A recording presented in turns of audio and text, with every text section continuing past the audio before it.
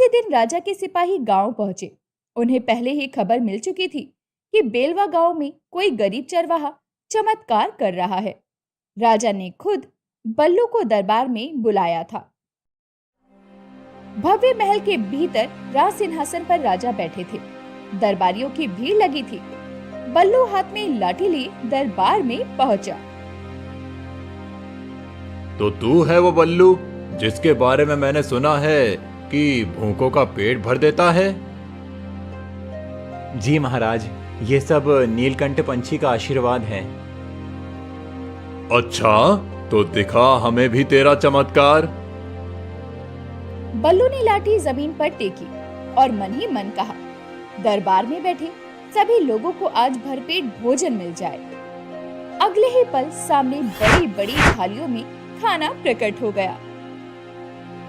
अरे वाह, शाबाश बल्लू, तूने सबका दिल जीत लिया। आज से तू मेरा अतिथि है, तुझे इनाम मिलेगा। राजा ने बल्लू को चांदी के सिक्कों से भरी थैली दी। बल्लू ने झूमकर स्वीकार किया, लेकिन उसके दिल में लालच नहीं था। लेकिन कालूराम, जो दरबार में ही मौजूद था, और उसने ही राजा को ये जादुई लाठी वाली खबर बताई थी, अब उसने राजा के कान में फुसफुसा कर कहा, महाराज, ये लाठी तो सोना भी निकाल सकती है। इसे कहिए आपके खजाने को दोगुना कर दे। हाँ बल्लू, अगर तेरी लाठी इतनी शक्तिशाली है तो हमारे लिए सोने का पहाड़ बना। महाराज, ये लाठी भूख मिटाने के लिए है, धन बरसाने के लिए नहीं। तो तू हमारी आज्ञा टाल रहा है? महाराज, ये गरीब है, डर रहा है, इसे थोड़ा दबाव दीजिए, ये सब कर देगा।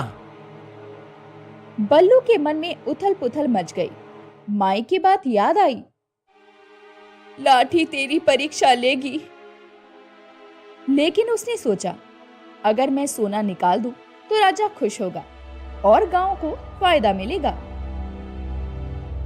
महाराज, मैं कोशिश करता हूँ।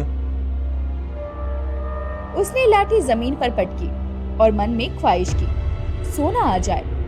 लेकिन जैसे ही उसने ऐसा किया, लाठी भारी हो गई और उसके हाथ से छूटकर गिर पड़ी। फर्श में दरार पड़ गई। अरे ये क्या हो गया? जमीन फट गई, ये तो अनर्थ है। धोखेबाज, तूने हमें छलने की कोशिश की। अगर तेरी लाठी काम नहीं करती तो ये सब दिखावा था। नहीं महाराज, मैं झूठ नहीं बोल रहा। ये लाठी सिर्फ जरूरत के लिए है, लालच के लिए नहीं। लेकिन राजा का गुस्सा शांत नहीं हुआ।